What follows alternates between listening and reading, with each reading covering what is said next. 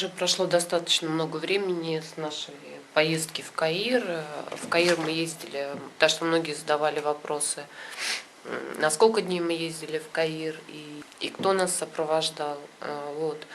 Хочу сказать, что мы ездили всего на один день. Мы приехали в Каир почти в 7 часов утра и уехали из Каира на поезде в 6 часов вечера. И были в Александрии уже практически в 9 часов. Все это заняло один день. Я все видео разделила на 4 части. Вот, последнее видео было много комментариев, что все трясется. Последнее видео про рынок Хан-аль-Халили я снимала на телефон, так как камера у меня уже села, камеры хватает ровно на полчаса съемки. Зарядиться было негде, поэтому снимали на телефон. Поэтому получилось качество не очень хорошее, ну, как получилось. Кто сопровождал нас в поездке в Каир? Сопровождал молодой человек, его зовут Хамди. Его нам порекомендовали от организации, в которой моя мама работает. Вот, молодой человек, он живет в Каире, он, соответственно, помог нам, потому что я искала отели, все это, как говорится, нам не подходит, потому что дороговато, чтобы снять там на сутки, соответственно, где-то оставить вещи, так как я говорила, что в американском консульстве нельзя оставлять вообще ничего. То есть при себе нельзя иметь никакие электронные, то есть ни компьютеры, ни камеры, ничего. А у нас как раз с собой были и ноутбук у меня с собой был, и, конечно же, камера. Вот, и для, соответственно, оставить было негде, и вот попросили вот этого молодого человека, его зовут Хамди, чтобы он забрал у нас эти вещи, он подъехал к американскому консульству где-то, наверное, без 29, у нас аппоинтмент был на 8:45, он подъехал где-то, наверное, без 20, мы ему отдали все сумки, которые у нас были, взяли с собой только документы, и все. Телефоны мы выключили, положили в карман, телефоны можно было проносить. Вот. Далее по Каиру и, соответственно, конечно же, во все эти места, куда мы ездили, и Каирская башня, и особенно рынок Хан-аль-Халили, это, конечно же, абсолютно ни в коем случае нельзя посещать одним.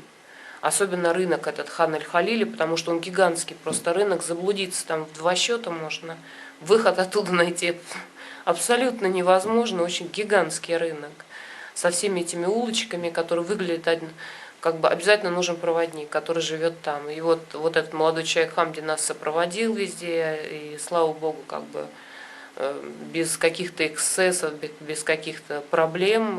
То есть мы съездили, первое, что мы пошли, поели вот в кафе, потом мы поехали, посмотрели Каирскую башню, потом мы поехали вот на этот рынок Хан-аль-Халили, потом мы еще приехали, далее мы на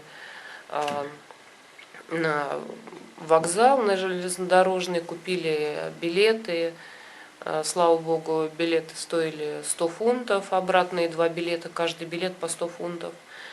Вот, и благополучно мы уже... мы еще поели, вот, Хамди нас угостил, мы поели, кстати, вот на вокзале очень неплохо там готовят. Вот, и мы поехали домой. То есть все это путешествие наше, оно заняло с 4 часов утра, как мы выехали из Александрии, и обратно в Александрию мы приехали в 9 часов вечера. Вот, это то, что касается поездки, потому что много было комментариев, кто и что там, кто сопровождал. И, конечно же, одним ехать нежелательно. Вот, конечно же, обязательно нужно, чтобы вас кто-то сопровождал именно из местных, из каирских. Вот, либо с какой-то туристической как бы программой обязательно нужно ехать. Вот. Дальше что? Вот, это то, что касается Каира.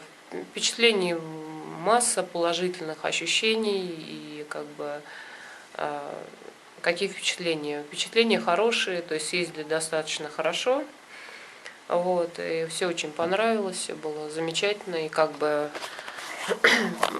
прошло времени уже как бы достаточно много, уже прошло около 2 недель, наверное, с этого момента, как мы съездили, но все очень как бы позитивно. Вот, ситуация какая у нас, то есть у нас было, мы назначали в русское консульство по поводу гражданства для девочек 2 раза аппоинтмент, 2 раза его просрочили, вот, но на вторник я назначила следующий аппоинтмент в русское консульство, буду надеяться, что мы туда попадем, и муж мой найдет время, и мы, как говорится, съездим туда. Вот, вот такая ситуация. Далее, по поводу, общаясь с многими, с нашими подписчицами, ну, как бы близко общаемся мы достаточно не со многими, просто бывают просто женщины какие-то рассказывают свои ситуации, и ты как бы смотришь на свою ситуацию, как бы и тоже думаешь и принимаешь какие-то решения, потому что как бы вот недавно одна подписчица Ирина написала, мы с ней общались через Facebook, она написала свою ситуацию с мужем, что они женаты 17 лет, и вот у них как бы разногласия начались, что они не могут жить вместе. Вот, и как бы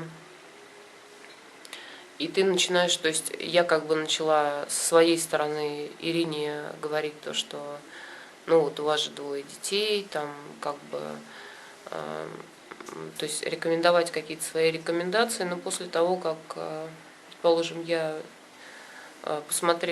обдумала свою ситуацию, как бы я начала вот просто обдумывать, у меня вот Ирина, вы у меня не выходили из головы в течение нескольких дней.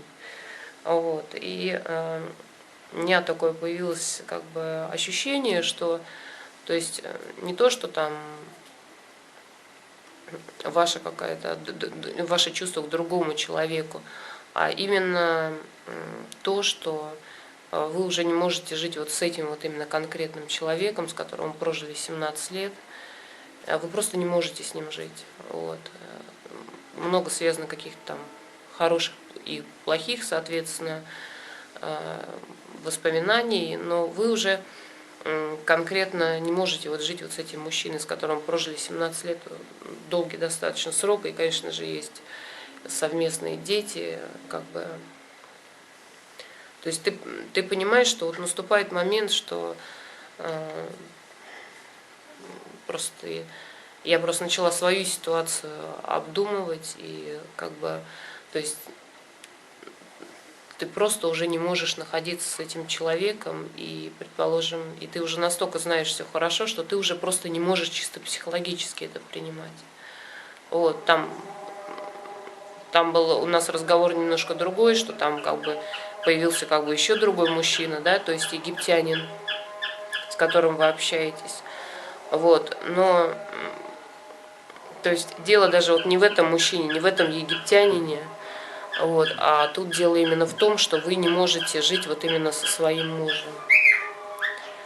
Вот, и вы сказали, что вы подали на развод, и как бы и меня это заставило тоже задуматься, и я начала думать, и вот мы с вами в этот день, когда поговорили, сейчас, секундочку, пени закрою, чтобы не чирикать. Вот это, то есть, как бы, я начала свою ситуацию переосмысливать, то есть я начала думать, то есть вы мне рассказали вашу ситуацию, что вы подали на развод, вот мы с вами общались, потом на следующий день вы мне пишете, что вы подали на развод, что сначала ваш муж отказывался, потом подали на развод. И у меня пошел процесс тоже, и я как бы вот на следующий день, наверное, или в этот же день, когда вы написали, когда я прочитала ваше сообщение, я как бы,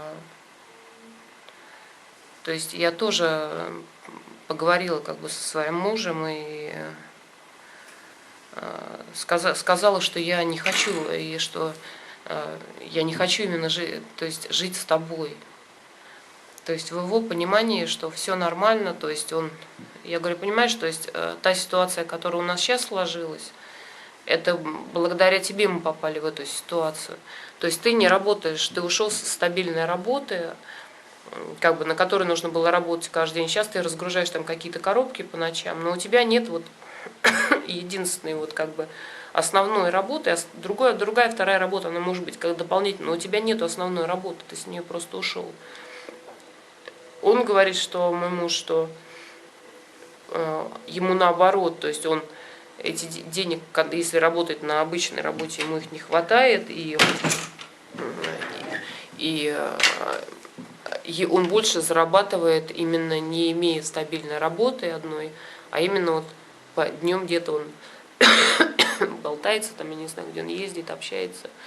Я ему говорю, понимаешь, это у тебя просто иллюзия.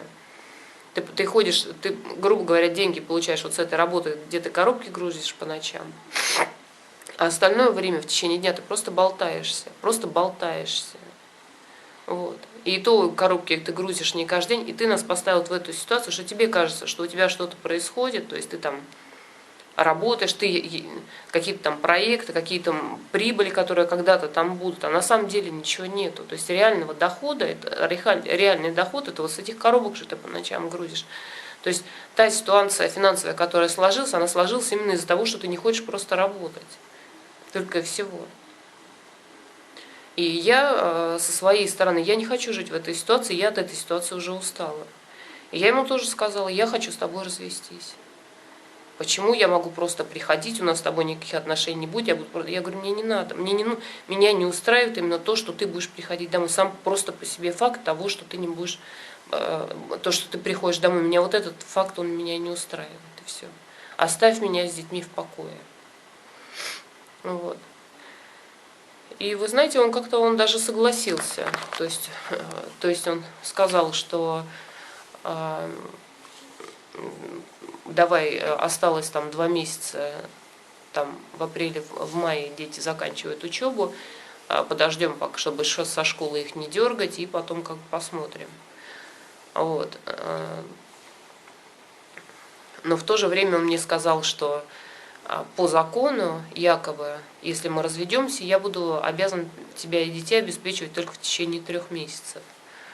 То есть, я так понимаю, квартиру снимать, там питание и все остальное. Вот, но я думаю, что это как бы суд постановит как и что. Вот, так что сейчас вот на данный момент у меня вот такой вот настрой. Ирина, вам спасибо большое. Вот, общение с вами, оно как бы тоже заставило меня о многом задуматься, как бы. Вот, так что вот такая на сегодня ситуация. Я, конечно, понимаю, сейчас многие скажут, наверное, это как бы правильно, чисто логически, если об этом думать, то это правильно, надо терпеть, надо скрывать, надо вот свою ситуацию доделать. И вот, но вот наступает такой момент, когда ты понимаешь, что ты уже не можешь. Вот этот каждый день с ним, он просто тянется, он тянется как резина. И вот этот каждый день, он как один день. Вот. И я надеюсь, что вот до конца учебного периода мы как будем жить вместе. Он говорит, что после развода якобы он должен жить вместе с нами 3 месяца. Я говорю, абсолютно не обязательно. Я говорю, что ты пытаешься как-то хоть зацепиться? Я зацепляться не надо. Вот. Я могу оставаться с детьми. Я поговорила со старшей дочерью, потому что в Египте есть такой закон, что после 10 лет дети сами выбирают, с кем они хотят остаться. Вот я поговорила со старшей дочерью, с кем ты хочешь остаться в случае того, если мы разведемся как бы с твоим папой. Вот. Ну, она дала мне понять, что она хочет остаться с бабушкой. Вот, ну вот такая вот ситуация на данный момент. Просто чтобы не пропадать. Скорость интернета у меня сейчас невысокая. Опять же скажу, что камера пока не позволяет делать стримы и скорость. Поэтому вот такие вот небольшие видео я как бы буду делать до тех пор, пока ситуация не выправится. Вот, на сегодня все. Всем хорошего дня. Пока-пока.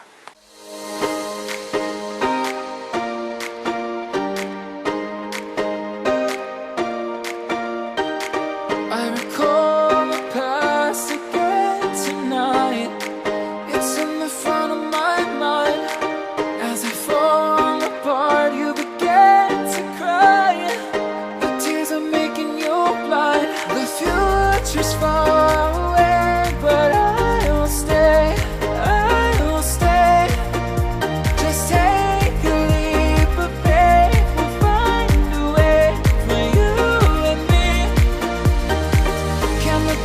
can't run from what I feel inside. There's no more time to hide.